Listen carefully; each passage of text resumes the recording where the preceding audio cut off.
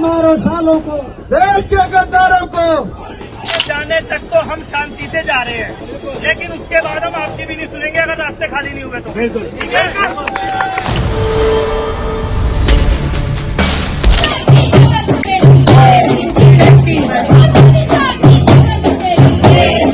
भगत सिंह, राजगुरु, सुखदेव, जब उन्होंने बहरी कांग्रेस की सरकार के खिलाफ असेंबली में बम फेंका था, उस क्रांति का बिगुल भी।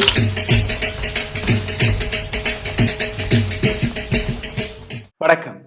ஜவஹர்லால் நேரு யூனிவர்சிட்டி இந்த நாட்டின் ஒரு மிக முக்கியமான யூனிவர்சிட்டியில் ஒன்று. டெல்லியில் இருக்கு. இந்த யூனிவர்சிட்டி ஏராளமான பாலிட்டிஷியன்ஸ்களை, தலைவர்களை இந்த நாட்டிற்கு கொடுத்துள்ளது. நிர்மலா சீதாராமன், ஜெயசங்கர் அவர்கள், HOD அவர்கள், இது போன்ற ஏராளமான தலைவர்களை இது உருவாக்கி இருக்கிறது.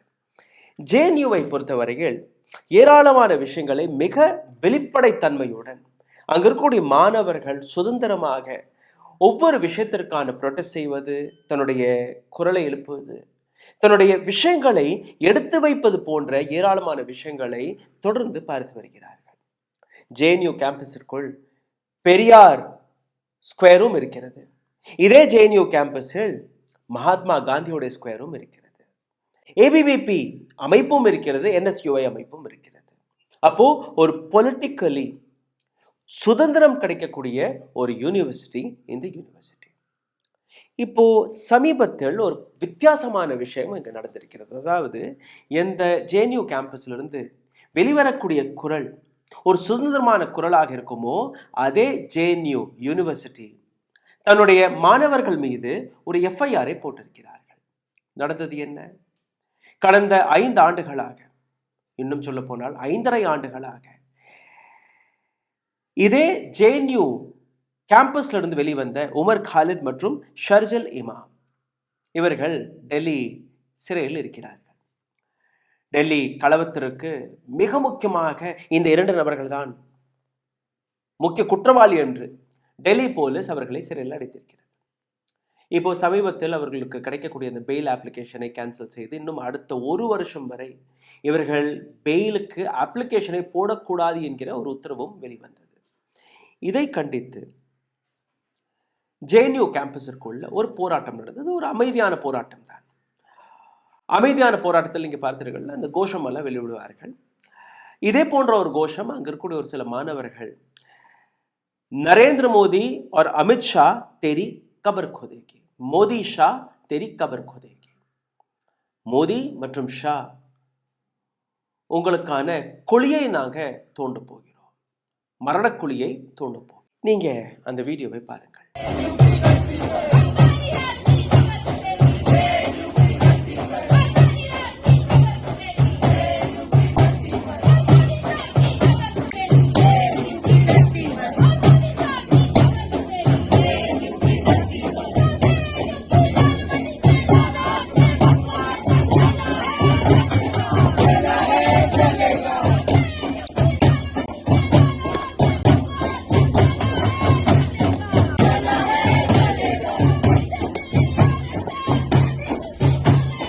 இப்போ இந்த வீடியோ வைரல் ஆனதுக்கப்புறம் JNU அட்மினிஸ்ட்ரேஷன் ஒரு வழக்கை போட்டிருக்கிறார்கள், FIR போட்டிருக்கிறார்கள் தன்னுடைய மாணவர்களுக்கு எதிராகவே. இப்போ போலீஸ் இந்த மாணவர்கள் மீது கடுமையான ஆக்ஷன் எடுக்க போறார்களாம். இதில் 2 விதமான மக்களுடைய ரியாக்ஷன் வர ஆரம்பித்திருக்கிறது. ஒரு பக்கம் நிச்சயமாக இந்த நாட்டு பிரைம் மினிஸ்டர், ஹோம் மினிஸ்டர் அவர்களை பற்றி இந்த அளவில் கொலை செய்யும் படி ஒரு கோஷத்தை வெளிவிடுகிறார்கள். எப்படி இதை ஜீர்ணிக்க முடியும்? இன்னொரு பக்கம் அமைதியான முறையில் தானே போராடுகிறார்கள். அவர்கள் கோபத்தில் அல்ல ஏதோ ஒரு எதிர்ப்பில் இந்த மாதிரியான கோஷங்களை வெளிவிடுகிறார்கள். இது முதல் முறை அல்ல. இது போன்ற ஏராளமான ப்ரொடெஸ்ட்களை, ஏராளமான போராட்டங்களை JNU கேம்பஸில் பார்த்திருக்கிறோம். இதற்கு முன்பு இது போன்ற FIRகளை அட்மினிஸ்ட்ரேஷன் எப்போவுமே நடத்தவே கிடையாது. அப்போ இது என்ன புதுவிதமான ரியாக்ஷன்? இப்போது கான்ஃப்ளிக்ட், ஒரு பக்கம் ஆதரவு கொடுக்கக்கூடிய மக்கள், இன்னொரு பக்கம் எதிர்ப்பு தெரிவிக்கக்கூடிய மக்கள். I will tell you about my opinion. என்னை பொறுத்தவரையில் இந்த மாணவர்கள் வெளிவிட்ட இந்த கரகோஷம், இந்த கோஷம் தவறானது. கையால் ஒரு நபரை கொல்லுவதும் அல்ல ஆயுதங்களால் கொல்லுவதும் இரண்டுமே சமம்தான் என்று நம்பக்கூடிய நபர் நான். மகாத்மா காந்தியை விட வேற யாராலையுமே இந்த நாட்டில், இந்த மண்ணில் போராட்டங்களை நடத்தியிருக்க முடியாது. பெரியாரை தாண்டி, அம்பேத்கரை தாண்டி இந்த நாட்டு மக்களுக்கு சம உரிமைகளை வழங்கிய தலைவர்கள் இருந்திருக்க முடியாது. பகத்சிங், சந்திரசேகர் ஆசாத், இது போன்ற ஏராளமான தலைவர்கள் இந்த மண்ணில் பிறந்திருக்கிறார்கள். ஆனால் பிஜேபியின் ஐடியாலஜி இருக்கக்கூடிய நபர்கள், அவர்கள் எந்த அளவில் எதிர்ப்பை தெரிவிக்கிறார்கள், அவர்கள் இந்த நாட்டை எப்படி பார்த்து வருகிறார்கள், அதற்கான ஒரு அடையாளம் நான் உங்களுக்கு எடுத்து காட்டுவேன். என்னை பொறுத்தவரையில் இந்த மாணவர்கள் பேசியது தவறு. And I don't regret it.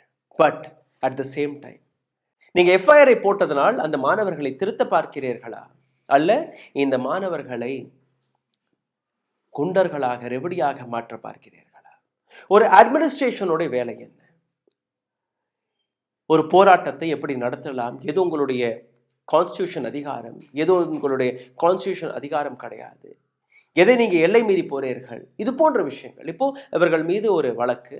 அப்போ அந்த எதிர்காலத்தை, அவர்களுடைய எதிர்காலத்தை அளிக்கக்கூடிய வேலையை அந்த யூனிவர்சிட்டி பார்க்கும்போது அதை நீங்க எப்படி பார்ப்பீர்கள்?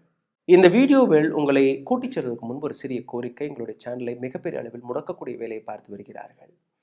இதிலிருந்து மீட்டெடுப்பதற்காக உங்களுடைய உதவி தேவைப்படுகிறது. நீங்கள் செய்ய வேண்டிய சாதாரணமான விஷயங்கள், லைக், ஷேர், சப்ஸ்கிரைப் பட்டனை போட மறக்காதீர்கள். இதை தாண்டி இந்த வீடியோவை பார்த்து கொண்டிருக்கும் போது ஹாய், ஹலோ, வணக்கம் அல்ல உங்களுடைய கேள்விகள், கருத்துக்களை எழுதிவிடுங்கள். இதை தாண்டி எங்களை சப்போர்ட் செய்ய நினைக்கக்கூடிய நபர்கள் அருகில் இருக்கக்கூடிய QR கோடை ஸ்கேன் செய்து உங்களால் முடிந்த உதவியை தெரிவிக்கலாம். உடல் வலிமையை உறுதி செய்யும் சிலாஜித், கவனத்தை மேம்படுத்தும் அஸ்வகந்தா மற்றும் உயிர் சக்தியை பெருக செய்யும் சஃபேடு முஸ்லி போன்ற இமயமலையின் உணவுப் பொருட்களை கொண்டு வந்து மிஸ்டர் பர்ஃபெக்ட் உருவாக்கப்பட்டுள்ளது. உங்கள் முழு குடும்பத்தின் ஆரோக்கியத்தை மா நேச்சுரல்ஸ் மூலம் உறுதி செய்திருங்கள்.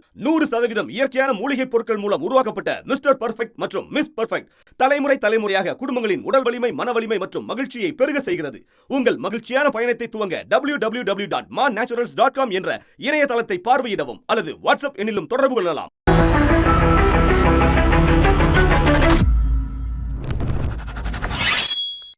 ஐடியாலஜி நான் உங்களுக்கு எடுத்து காட்ட பார்க்கிறேன்.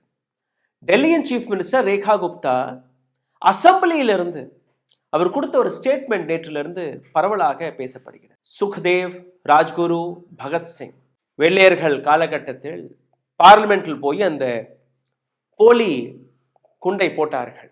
அந்த போலி குண்டை காங்கிரஸோடைய செவிகளுக்கு போய் சேர வேண்டும் என்று போட்டார்களாம். அப்ப காங்கிரஸே கிடையாது. அப்ப இருந்த அரசாங்கம் வெள்ளையர்களுடைய அரசாங்கம். அவர்கள் காங்கிரஸுக்கு எதிராக கிடையாது, அவர்கள் வெள்ளையர்களுக்கு எதிராக அந்த குண்டை போட்டார்கள். But Delhi's chief minister Rekha Gupta says Bhagat Singh, Sukhdev, Rajguru did against Congress.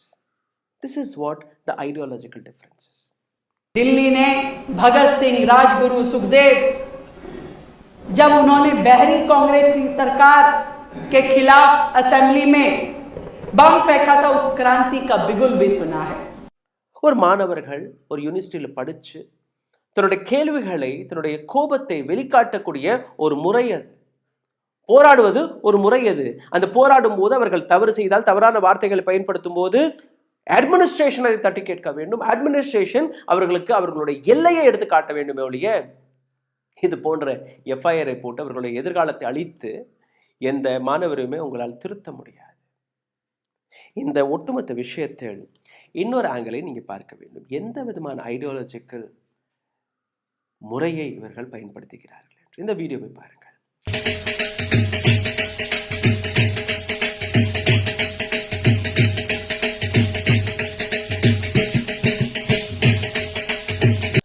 ஒரு 70 வயதான எம்எல்ஏ, பிஜேபி எம்எல்ஏ, மத்திய பிரதேசத்தை சார்ந்த நபர். இவருடைய பேர் தேவேந்திர ஜெயின். 29 வயதான யூனியன் மினிஸ்டர் ஜோதிராதித்யநாத் சிந்தியாவுடைய மகன் இவருடைய காலில் விழுகிறார். 70 years, ஒரு முதியோர், 29 வயது, ஒரு சிறுவன். இந்த இளைஞருடைய பதவி அதெல்லாம் எதுவுமே கிடையாது. Just he is a minister's son, அவ்வளவுதான். பிஜேபியோடைய ஐடியாலஜி நீங்க கொஞ்சம் புரிந்து கொள்ளுங்கள். அந்த நபருடைய அகங்காரத்தை நீங்க கொஞ்சம் பார்க்க வேண்டும். ஐயா, இது என்ன பண்ணிட்டீங்க, நீங்க எல்லாம் என் காலில் போய் விழுகலாமா? இது ஒரு நல்ல மனிதருக்கு அழகு. நீ காலில் தான் விழுகணும். நான் அதிகாரத்தில் இருக்கனா இல்லையா? எங்க அப்பா அதிகாரத்தில் இருக்காரா இல்லையா? You may be MLA, I am union minister's son. Okay, I want to show you couple of videos. இந்த ஜேஎன்யூவில் இது முதல் முறையாக இந்த போராட்டம் நடக்கவில்லை. இது போன்ற ஏராளமான போராட்டங்கள், ஏராளமான எதிர்ப்புகளை ஜேஎன்யூ கேம்பஸில் இருக்கக்கூடிய மாணவர்கள் எடுத்துக்காட்டி தான் வந்திருக்கிறார்கள். இதற்கு முன்பு எப்போவுமே இது போன்ற எஃப்ஐஆர் போடப்படவில்லை. எஃப்ஐஆர் ஒரு சொல்யூஷனும் கிடையாது. அந்த மாணவர்களுடைய எல்லையை எடுத்துக்காட்டக்கூடிய ஸ்தானத்தில் காலேஜ், யூனிவர்சிட்டி அட்மினிஸ்ட்ரேஷன் இருக்கிறது. So if the students were wrong, you were also wrong because you didn't taught them what is protest. நீங்க அவர்களை கட்டுப்படுத்த முடியாத பட்சத்தில் ஒரு சில நபர்களுடைய பார்வையில் நீங்க வர வேண்டும் என்று மோடி ஷா தெரி கபர் खुदेगी என்று கூறக்கூடிய அந்த மாணவர்கள் அவர்கள் மீது எஃப்ஐஆரை போட்டுட்டார்கள். But where did they learn this from? எங்கிருந்து இந்த நாட்டில் இருக்கக்கூடிய மாணவர்கள் கற்றுக்கொண்டார்கள்? இப்போ ஒரு சில வீடியோக்களை நான் உங்களுக்கு போட்டு காட்டுகிறேன். தயவு செய்து இந்த 3-4 வீடியோக்களை நீங்க பாருங்கள். உங்களுக்கு புரிய வரும் எந்த அளவில் எங்கிருந்து இந்த நாட்டு இளைஞர்கள், இந்த நாட்டு மாணவர்கள் இதெல்லாம் கற்றுக்கொள்கிறார்கள். என்னுடைய முதல் வீடியோ, अनुराग ठाकुर, देश के गद्दारों को गोली मारो सालों को, a union minister, a sitting union minister from BJP. நாட்டின் எதிரிகளை சுட்டு கொன்று விடுங்கள். What is the difference between Modi Shah तेरी कब्र खुदेगी and देश के गद्दारों को गोली मारो सालों को? What is the difference? I'm asking you.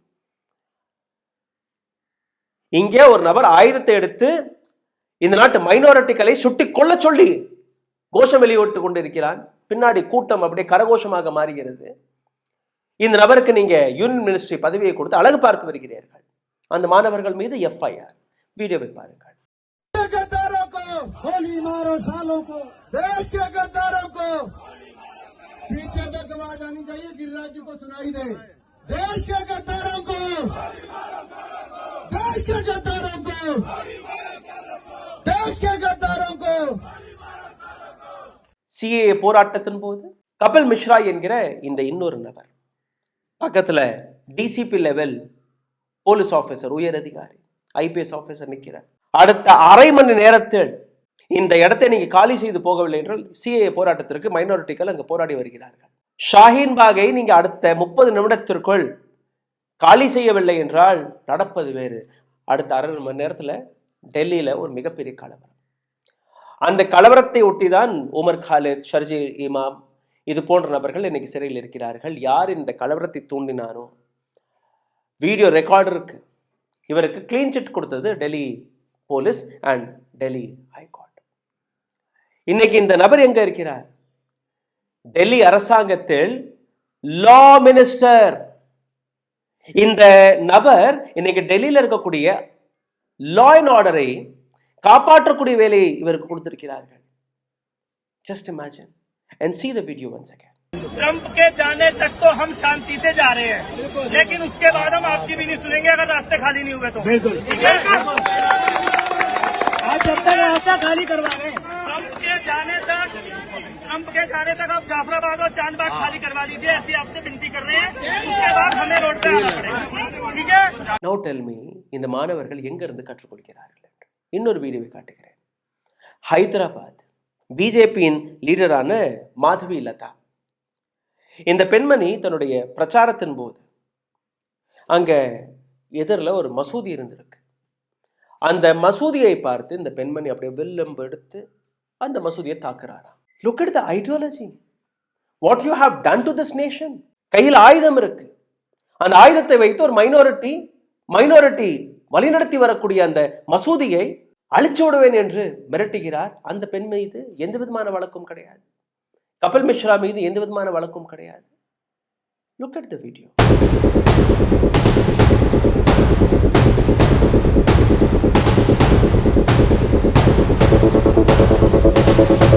There is another fellow, Nitish Rane, MLA. இந்த மாதிரி ஒரு ஏராளமான பட்டியல் இருக்க ஒரு சில வீடியோக்களை தான் நான் உங்களுக்கு காட்டுறேன். He says மசூதிக்குள்ள புகுந்து உங்களை வெட்டி சாய்த்து விடுவோம். மகாராஷ்டிராவிலிருந்து வரக்கூடிய இந்த எம்எல்ஏ கொலை மிரட்டல். So what is the difference between what these students said? Modi Shah teri kabar khudegi, and this fellow says I will go and kill you in the mosque. What is the difference? Just see this fellow's statement. तेरे को जो भाषा में समझता है ना, वो भाषा में धमकी लेके जा रहा हूँ. हमारे रामगिरी महाराज के खिलाफ अगर कुछ भी मस्ती तुम लोग ने किसने भी की तो तुम्हारे मस्जिदों के अंदर आके चुन चुन के मारेंगे, इतना ध्यान में रखो. Now this fellow says, இப்போ மறுபடி இன்னைக்கு ஒரு ஸ்டேட்மெண்ட் கொடுத்துருக்கான். நரேந்திர மோடிஜி, அமித்ஷாஜியை பற்றி தவறாக பேசிய நபர்கள், அவர்களுடைய இடம் இது கிடையாது பாகிஸ்தான். प्रधानमंत्री मोदी जी के खिलाफ कोई भी इस तरीके के एंटी नेशनल अगर नारे देते होंगे तो उनको पाकिस्तान में उनके अब्बा के पास भेजने की सारी तैयारी हमारी है. இந்த மாதிரியான நபர்களுக்கு எதற்காக எந்த விதமான ஆக்ஷனும் எந்த விதமான தண்டனையும் கிடைப்பதில்லை? ஏன் இந்த நபர்கள் மீது நீங்க எஃப்ஐஆர் போடவில்லை? ஏன் அரசியல்வாதிகள், அரசியல் கட்சிகள் இந்த நபர் மீது எந்த வழக்கையும் போடவில்லை? கடந்த 11 ஆண்டுகளாக எத்தனை லென்ச்சிங்ஸ் நடந்திருக்கிறது, எத்தனை பேரை கொண்டிருக்கிறார்கள். இந்த நாட்டு பிரதமரே பேசும்போது மட்டன், மஸ்ஜித், மங்கள் சூத்திரம், உங்கள் வீட்டில் இருக்கக்கூடிய நகைகளை பறித்து காங்கிரஸை வரவிடாதீர்கள், காங்கிரஸ் வந்துவிட்டால், எதிர்கட்சிகள் வந்துவிட்டால் உங்கள் வீட்டில் இருக்கக்கூடிய நகைகளை பறித்து அதை முஸ்லிம் வீடுகளுக்கு கொடுத்து விடுவார்களாம். உங்கள் வீட்டில் 2 மாடு இருந்துச்சுன்னா அதில் ஒரு மாட்டை அவுத்துட்டு போய் அங்கே கொடுத்துருவாங்களாம். மங்கள் சூத்திர தாலியை பறித்து இஸ்லாமியர்கள் கொடுத்து விடுவார்கள் என்கிற வார்த்தையை பேசியது யார்? நரேந்திர மோடி. இந்த நாட்டில் ஒரு நபரை, அந்த நபருடைய ஜாதியை, அந்த நபருடைய ரிலிஜியனை, மதத்தை அடையாளம் கண்டு கொள்வதற்கு அந்த நபர் போடக்கூடிய அந்த ஆடையை பார்த்தாலே போதும். யார் கொண்டுட்டு வந்தது? நரேந்திர மோடி. புல்டோசர். உத்தரப்பிரதேசத்தில் யாரோ ஒரு நபர், யாரோ ஒரு மிருகம் தவறு செய்திருப்பான். அந்த நபர் தவறு செய்ததற்கு just because he is a Muslim, just because he is Dalit, அவருடைய குடும்பத்திற்கு தண்டனை. வீட்டை போய் புல்டோஸ் பண்ணிடணும். There is a law, there is a justice, there is a court in this country, but immediate justice. அது ஒரு ஹிந்து தவறு செய்யட்டும். இப்போ சமீபத்தில் பஜ்ரங் தள், விஸ்வ ஹிந்து பரிஷத், இது போன்ற அமைப்புகளை சார்ந்த நபர்கள் ஆடாத தாண்டவம் கிடையாது. அவர்கள் வீட்டை நீங்க கை வைத்தீர்களா? இதே விஷயம் மத்திய பிரதேசத்திலும் பரவியது. பிஜேபி இருக்கக்கூடிய அனைத்து மாநிலங்களிலும் இந்த விஷயம் பரவியது. From where are these students learning from? Rape விக்டிம்ஸ்களுக்கு மாலையை போட்டு நீங்க வரவேற்கிறீர்கள். அப்போ நாளைக்கு ஒரு மாணவருக்கு என்ன புரியும்? கொலை செஞ்சாலும் எங்களுக்கு பாராட்டுக்கள், நான் ஒரு பெண்ணை கற்பழித்தாலும் எனக்கு பாராட்டு கிடைக்கும், எனக்கு பின்னாடி தான் ஒரு கூட்டம் இருக்கு. ஒரு நபரை கொலை செய்ததற்கு பின்பு சனாதன மதத்தை காப்பாற்றுவதற்காக இந்த நபரை கொன்று விட்டேன், சனாதன மதத்திற்காக இந்த தியாகத்தை நான் செய்தேன், என்னை காப்பாற்றக்கூடிய வேலையை இந்த நாட்டில் இருக்கக்கூடிய 100 கோடி இந்துக்கள் பார்க்க வேண்டும். செய்யலாமா? What is the message are you giving? தேராதூன்ல அங்கிதா பண்டாரி, இதே பிஜேபியை சார்ந்த நபர்கள், ஒரு விஐபி, அந்த விவிஐபியை காப்பாற்றுவதற்காக ஒட்டுமொத்த பிஜேபி களத்தில் இறங்கி இருக்கிறது. ஒட்டுமொத்த மக்கள் கூட்டம் அங்க காரி துப்புறார்கள். There is no FIR, there is no inquiry against him. Kuldeep Singh Sengar, convicted rape, convicted murder criminal, he is being awarded as bail. Asharam Bapu, he is out on payroll. But 2 students, Omar Khalid, Sharjil Imam, there is no bail. They can't even apply for a bail for the next 1 year, it seems. இன்னொரு வீடியோவை நான் உங்களுக்கு எடுத்து காட்டுகிறேன். ஒரு சில video நான் தொடர்ந்து காட்ட சொல்லியிருக்கேன். Because you should understand what this regime had done to this nation. தேஷ் கே கத்தாரோ கோ கோலி மாரோ சாலோ கோல இருந்து தொடங்கி சொடுக்கு போட்டு 30 நிமிஷத்தில் காலி பண்ணலைன்னா கொன்றுவோம். அது மாதிரி பண்ணிட்டாங்க. டெல்லியில் நடந்த கலவரம், களத்திற்கான மிக முக்கியமான ஒரு குற்றவாளி இன்னைக்கு டெல்லியின் law and minister. Now there is this gang. Bajrang தளை சார்ந்த இந்த குண்டர்கள் கிறிஸ்மஸ் பண்டிகை முன்னிட்டு ஏராளமான இடங்களில் இவர்கள் அராஜகத்தில் இறங்கினார்கள். அங்கே இருக்கக்கூடிய அப்பாவிகளை அடித்தார்கள், உதைத்தார்கள். இவர்களை கைதும் செய்தார்கள். கைது செய்து 2-3 நாட்களில் இவர்களுக்கு பெயில் கிடைக்கிறது. பெயிலுக்கு பின்பு இவர்கள் வரக்கூடிய அந்த காட்சியை நீங்க பாருங்கள். They have been celebrated. They have been celebrated as heroes. Heroes of Sanathan. Hindu Raksha Dal ஆயுதங்களை கொடுத்து வருகிறது. Isn't it against our law? JNU மாணவர்கள் செய்தது தவறு, எந்த விதமான மாற்று கருத்தும் கிடையாது. அவர்கள் மீது எஃப்ஐஆர் போட்டிருக்கிறார்கள். அப்போ இவர்கள் மீது how these people are sitting in these positions, including the Prime Minister of India, including the Home Minister of India, including so many chief ministers of India, including so-called union ministers and state ministers of India, and so-called Hindu Raksha Dal, RSS, Vishwa Hindu Parishad, and so on and on and on. சிந்தித்து பாருங்கள். நன்றி, வணக்கம். ஊடகம் corporate அரசியல்வாதிகளின் கைப்பாவையாக அடிமைகளாக இருந்தது போதும். இனி சாட்டை எடுத்து சுழற்றும் நேரம் வந்துவிட்டது. ஊடகம் பொதுமக்களாகிய உங்களுக்காக, உங்களாலேயே இயக்கப்பட வேண்டும். ஊடக சுதந்திரத்திற்காக உங்களின் பங்களிப்பை இன்றே அளித்திடுங்கள்.